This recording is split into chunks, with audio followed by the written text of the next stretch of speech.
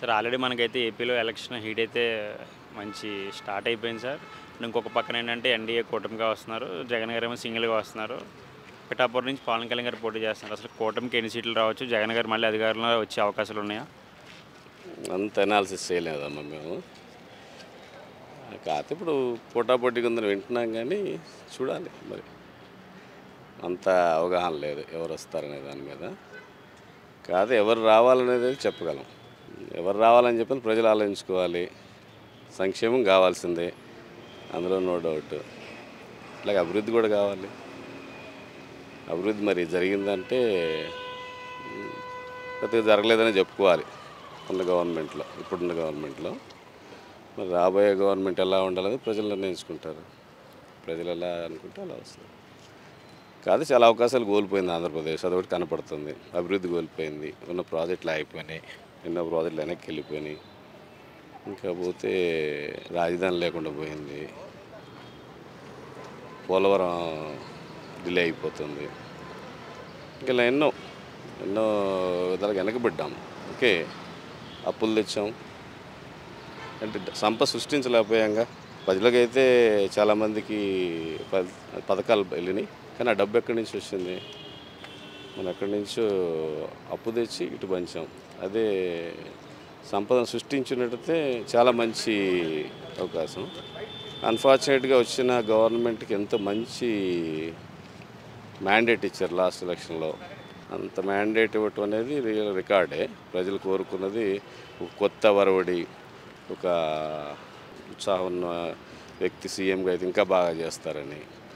కానీ అన్ఫార్చునేట్గా విధ్వంసంతో స్టార్ట్ అయింది అనుకుంటా, ప్రజా కూచివేత మొదలైంది. అది అన్ఫార్చునేట్. అంత బలం ఉన్న వ్యక్తి మంచిగా తీసుకెళ్తే ఇంకా ఎక్కడికో వెళ్ళి ఉండేవాళ్ళం. అది అన్ఫార్చునేట్గా మరి నెగిటివ్ వేలో అన్నట్టు అనిపిస్తుంది. మరి అది నా పర్సనల్ ఒపీనియన్. ఎందుకంటే ఏదైనా మంచి చేయాలన్నా కూడా మంచి శక్తి కావాలి. ఇప్పుడు ప్రస్తుతం ఉన్న నాయకుడికి, ఈ గవర్నమెంట్లో ఉన్న నాయకుడు మంచి శక్తి గల నాయకుడు, బట్ దాన్ని ప్రాపర్గా యూటిలైజ్ చేయలేదేమో. నిర్మాణం వైపు కాకుండా విధ్వంసం వైపు వెళ్ళినట్టు అనిపించింది. చూడాలి మరి నెక్స్ట్ ఎలక్షన్లో ప్రజలు ఎట్లా తీర్పిస్తారు. ఉదాహరణకి ఏంటంటే విజన్ ఉండాలి ఫస్ట్ లీడర్కి, నాలెడ్జ్ ఉండాలి. డబ్బులు పంచటం, అప్పులు చేసి డబ్బులు పంచడం అనేది ఏమైతే ఎవరు చాలామంది చెప్పారు, ప్రొఫెసర్ నాగేశ్వరరావు గారు కానీ లేకపోతే వీళ్ళని ఒక అకౌంటెంట్ చేసే పని అది. ఒక చీఫ్ మినిస్టర్కి ఏంటంటే భావి తరాలకి, భవిష్యత్ తరాలకి ఒక బాట ఏర్పడాలి.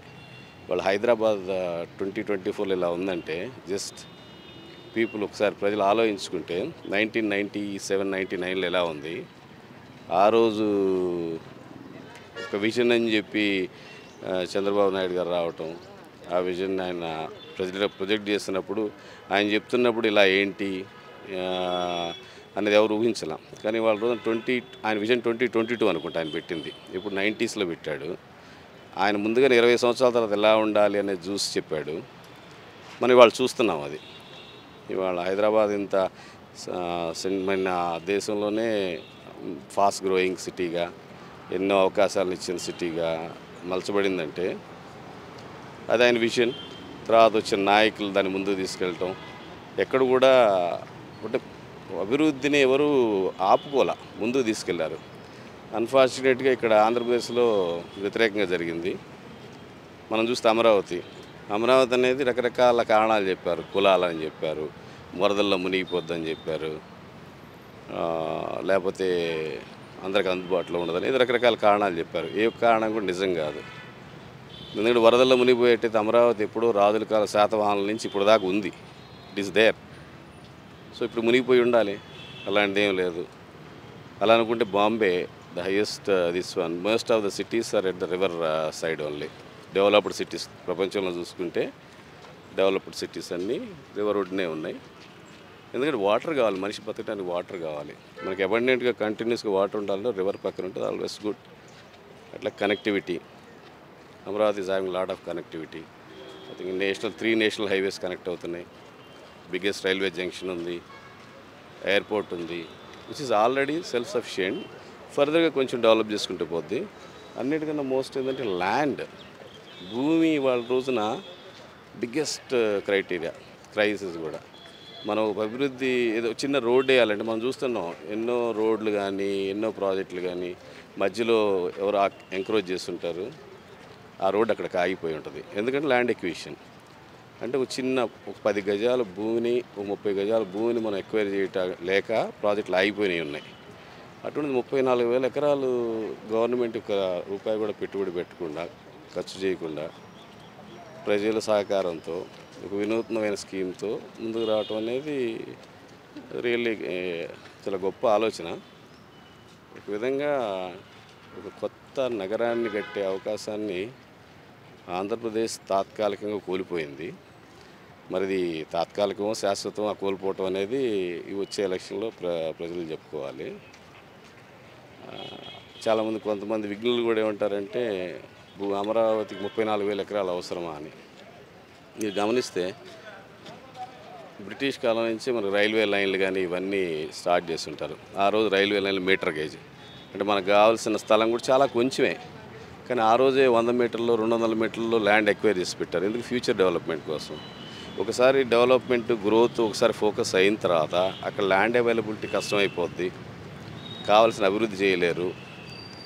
ఆ విధంగా 34,000 ఎకరాల ల్యాండ్ రాజధాని అంటే ఇట్ ఈస్ మిక్స్డ్ ఆఫ్ ప్రజలకు కావాల్సిన కొంత పోద్ది, రోడ్లకి వీటికి పార్కులకి అందరికీ కామన్గా అవసరాలకు కొంత పోద్ది. కొద్దిగా గవర్నమెంట్ మిగిలేదు 7,000 ఎకరాలు ఉంటుందేమో. అంటే పెట్టుబడి అప్పుల్లో ఉన్న రాష్ట్రం, విడిపోయిన రాష్ట్రం, కష్టాల్లో ఉన్న రాష్ట్రానికి ఆ విధమైన అవకాశం రావడం అనేది కూడా గొప్పదే. కానీ మనకు చేజార్చుకున్నాం తాత్కాలికంగా. అట్లాగే 3 రాజధానులు అనే కాన్సెప్ట్ కొంతమంది చాలామంది అంటే మేధావులు, విజ్ఞులు కూడా దాన్ని సమర్థించారు. కానీ నాకెందుకో అది అంటే అధికార వికేంద్రీకరణ లేకపోతే పాలనా వికేంద్రీకరణ అంటే రాజధానిని 3 రకాలు చేయటం కాదు. ప్రతి చోట గ్రోత్ సెంటర్లు ఉండాలి, ప్రతి చోట అభివృద్ధి జరగాలి. దాన్ని కంట్రోల్ చేసే పాయింట్ కానీ దాన్ని నడిపే యంత్రాంగం, దాన్ని నడిపే ఇది లేకపోతే ప్రజలకి ఉపాధి అవకాశాలు కూడా అన్ని చోట్ల ఉండాలి. బట్ అమరావతి అనేది ఒక ఆపర్చునిటీ.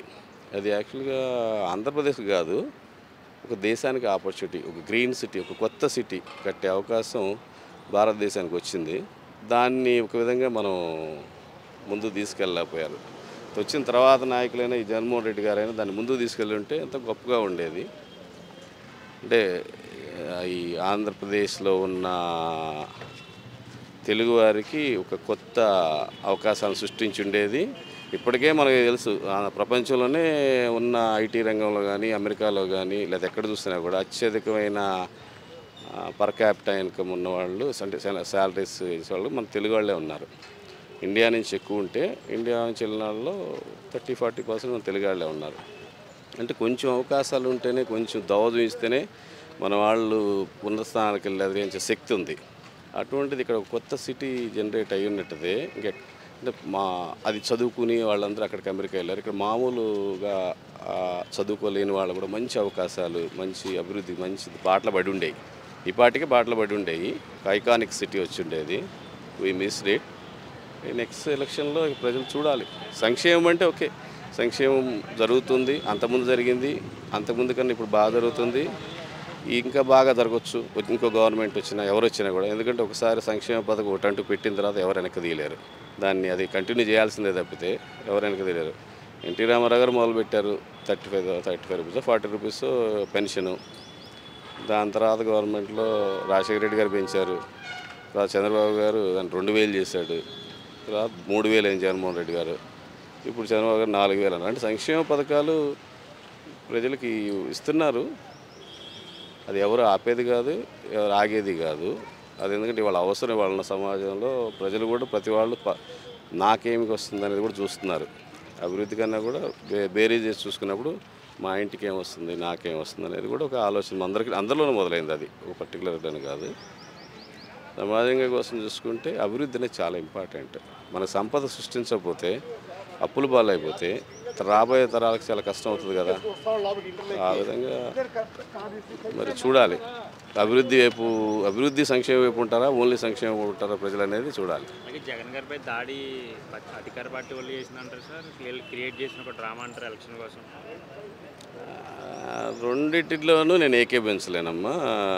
అధికార పార్టీ ప్రతిపక్షం ఎందుకు చేస్తుందమ్మా దాడి? రాయితో, అది కూడా రాయితో ఎందుకు చేస్తుంది? చిన్న రాయితో ఇవాళ దాడి చేసే ఇది అంటే చిన్న రాయితో చేయదు కదా. ప్లస్ మనం చరిత్ర చూసుకున్నా తెలుగుదేశం పార్టీలో ఉన్న నాయకులు ఎన్టీ రామారావు గారు పెట్టిన పార్టీ అది. అంటే కింద లెవెల్లో, క్యాడర్ లెవెల్లో, విలేజ్ కక్షలు కార్పణ్యాలు జరగచ్చేమో కానీ నాయకత్వంలో అలాంటి హింసా ప్రేరిత రాజకీయాలని మీరు ఎంకరేజ్ చేసే కల్చర్ అయితే లేదు. అటువంటి క్రమంలో తెలుగుదేశం ప్రభుత్వం చేసింది ప్రతిపక్షం కానీ లేకపోతే పవన్ కళ్యాణ్ గారు కానీ వీళ్ళందరూ ఏంటంటే ఎలాంటి చిన్న ఆలోచన ప్లస్ ఎవరికైనా ఏముందో చిన్న రాయి వేస్తే సానుభూతి పెరుగుతుంది, ఎట్లాంటివన్నీ క్రియేట్ అవుతున్నాయి అందరికీ వాళ్ళకే తెలుసు కదా. అలాంటివి ఎందుకు చేస్తారు? చేయరు. అలాంటిది కానే కాదు. అలా జగన్మోహన్ రెడ్డి గారు చేయించుకున్నారా అంటే అది కూడా చెప్పలేం. అలా ఆయన చేయించుకున్నారనే మాట మనం ఎలా చెప్పలేము. కానీ ఇది ఒక ట్రెండ్ అయిపోయింది, మనం చూస్తూనే ఉన్నాం. అది జరిగింది, ఒక కోడికత్తి జరిగింది. ఇప్పుడు బాబాయ్ దాని గురించి మనకైతే మాట్లాడదు, అందరికీ తెలిసిన విషయమే కాదు. ఎలక్షన్లో ఒక ట్రెండ్ అనమాట. ఎట్లయినా న్యూస్లోకి రావాలి ఏదో ఒక విధంగా. ఎవరైనా ఒక ట్రెండ్, ఒక పాజిటివ్ ప్రాపగండా కానీ నెగిటివ్ ప్రాపగండా కూడా ఆల్ ద టైం న్యూస్లో ఉండాలి, అందరి నోళ్ళల్లో నానాలి అనేది ఒక ట్రెండ్. అది ఇప్పుడు వచ్చే రాజకీయాల్లో ఇప్పుడు మమతా బెనర్జీ గారు అన్నారు బెంగాల్ ఎలక్షన్లో ఆమె కాలు ఇరిగిపోయింది, ఆమె కుర్చీలోనే కూర్చొని అంతా ఎలక్షన్ చేసేసింది. సో ఇది ఒక ఎలక్షనీరింగ్లో ఒక భాగము కాదు. చేశారనే దానికి మాత్రం ఖచ్చితంగా, అంటే ప్రతిపక్షం చేశారనే దానికి మాత్రం అది నేను ఏకీభవించలేదు. కానీ చేయించుకున్నారు దానికి కూడా నా దగ్గరికి ఆధారం అంటే నాకేమి ఇదేం లేదు, దాని మీద అవగాహన లేదు. బట్ మనం చూసాం 2019లో ఒక రాజకీయ నాయకుడి కొడుకు, మంత్రి కొడుకు ఆయన సెల్ఫ్గా షూట్ చేయించుకున్నాడు. మీరు వెనక హిస్టరీకి వెళ్ళి చూస్తే గూగుల్లో ఎత్తినా తెలిసింది. 2019లో ఆ కాంగ్రెస్ లీడర్ మంత్రి సెంట్రల్ మినిస్టర్ ఏమనుకుంటా వాళ్ళ అబ్బాయి పొలిటికల్లో గెయిన్ అవ్వాలని చెప్పి సెల్ఫ్ షూటింగ్ చేసుకున్నారు. అంటే సింపతి గెయిన్ చేయడానికి జరిగే యాక్షన్లో కొన్ని జరుగుతుంటాయి కానీ ఇది దానితో పోల్చదగ్గగా తెలియదు, చెప్పలేం. అలాంటి పోల్చదగ్గదా లేదా అనేది వీఆర్ నాట్ అవేర్.